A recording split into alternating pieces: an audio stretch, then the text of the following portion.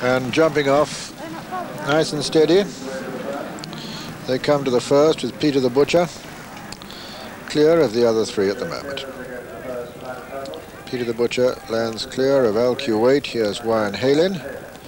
So Steve Jobar's got Halin just where he wants him.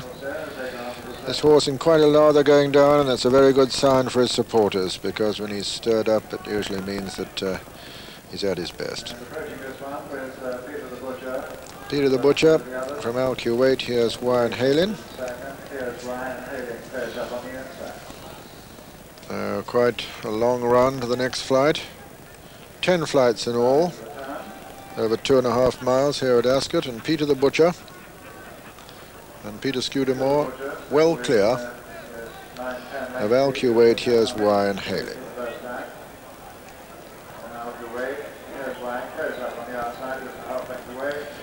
Coming up to the third flight, the second last on the next circuit, Peter the Butcher jumps it very cleanly from Al Kuwait, and here's Wyan Halin.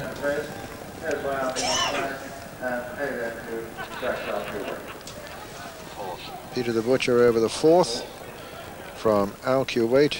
Here's Wyan Halin. Peter the Butcher about 10 lengths clear of Al Kuwait. Here's Wyan and Halin. Halin on the inside of Here's Wyan.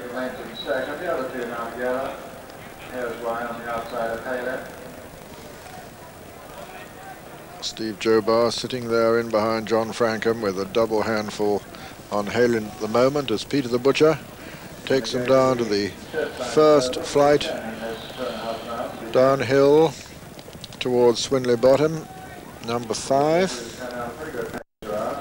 Peter the Butcher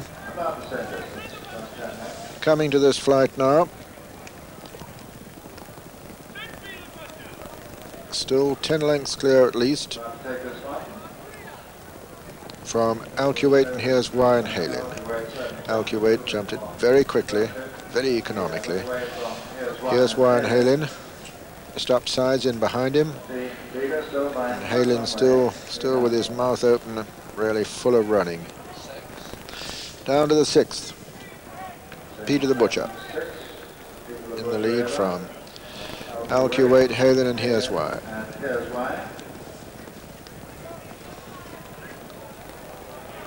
And Peter Scudamore and Peter the Butcher still maintaining a good gallop. Just under a mile to run in this Knights Royal Hurdle. Peter the Butcher still with a 10 lengths advantage over Al Kuwait, Halin, and here's Wyan.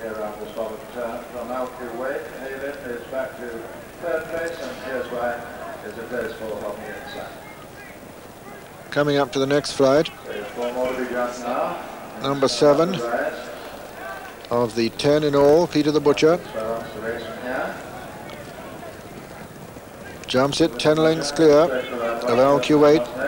Al Kuwait just nodded on landing there. Halin, and here's Wyan. Another gap being reduced.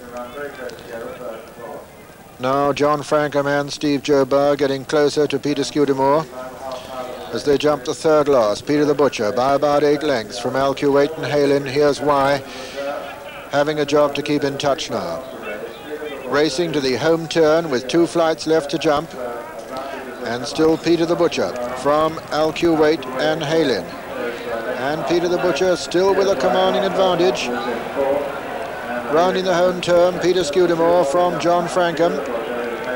Peter the Butcher by about 8 lengths as they come to the second last. Al Kuwait quickening, so's Halin towards the stand side, coming down to the second last now. Peter the Butcher flat out, jumps it about 5 lengths clear of Al Kuwait, chasing him over on the far side, Halin on the near side, and it's Al Kuwait and John Francome now coming to challenge Peter the Butcher as they come to the final flight. Peter the Butcher on the far side, Al Kuwait on the near side. Al Kuwait lands marginally in the lead. It's Al Kuwait now on the near side, going away. A brilliantly judged race this by John Francome. Al Kuwait from Peter the Butcher as they race up towards the line. Al Kuwait from Peter the Butcher, and that's going to be the result. And at the line, Al Kuwait wins the Knight's Royal Hurdle. Peter the Butcher is second. It's going to be close for third between Halin and here's why in a photo for third place. But Al Kuwait, the clever winner from Peter the Butcher, they're the 1-2, a photo for third.